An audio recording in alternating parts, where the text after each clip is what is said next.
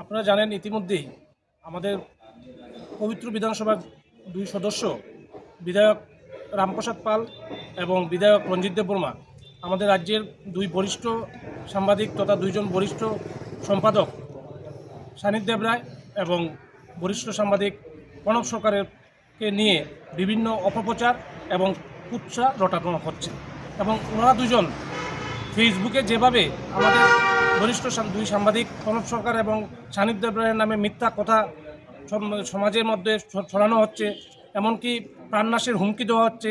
আমাদের সাংবাদিক তথা সম্পাদক আজকের পরিবারের এডিটর প্রণব সরকারের বাসভবনের সামনে গিয়ে যেভাবে বিক্ষোভ দেখানো হচ্ছে এবং লাল চিহ্ন দিয়ে ওনার ছবিতে লাল চিহ্ন দিয়ে ক্রস চিহ্ন দিয়ে ওনাকে প্রাণনাশের যে হুমকি দেখানো হচ্ছে, তাতে আমরা ভীষণ চিন্তিত। আমরা এ বিষয় নিয়ে আমরা বসে থাকতে পারি না। আমরা ঊনকোটি জেলা মিডিয়া ফোরামের পক্ষ থেকে আজ আমরা ডিজিপির উদ্দেশ্যে ঊনকোটি জেলার এসপি সুধাম্বিকা আর মহোদয়ের নিকট আমরা ডেপুটেশন প্রদান করেছি। আমাদের মূল দাবিটা হলো অবিলম্বে দুই অভিযুক্তকে অর্থাৎ বিধায়ক রামপ্রসাদ পাল এবং বিধায়ক রঞ্জিত দেববর্মাকে আইনের আওতায় আনতে হবে এবং তাদেরকে উপযুক্ত শাস্তি প্রদান করতে হবে। এবং এটা সবচেয়ে পরিতাপের বিষয়, সানিদ দেবরায় যখন উনি লিখিত অভিযোগ করেছেন পুলিশ মামলা নিতে চায়নি।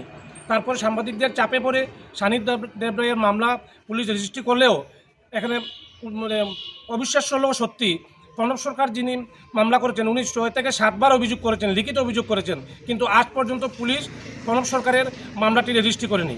আমরা ডিজিপির কাছে আমরা এই অনুরোধ রাখছি বা আমাদের ঊনকোটি জেলার মিডিয়া ফোরামের পক্ষ থেকে আমরা এই দাবি রাখছি, অবিলম্বে সাংবাদিক প্রণব সরকার যে মামলা করেছেন মামলাটি রেজিস্ট্রি করে পুলিশ নিরপেক্ষ ভূমিকা পালন করে দুই বিধায়ককে আইনের আওতায় আনতে হবে এবং তাদেরকে উপযুক্ত শাস্তি প্রদান করতে হবে।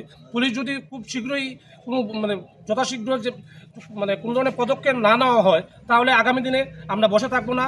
গোটা রাজ্যের সাথে ঊনকোটি জেলায়ও আমাদের ঊনকোটি ডিস্ট্রিক্ট মিডিয়া ফোরামের পক্ষ থেকে বৃহত্তর আন্দোলন করা হবে।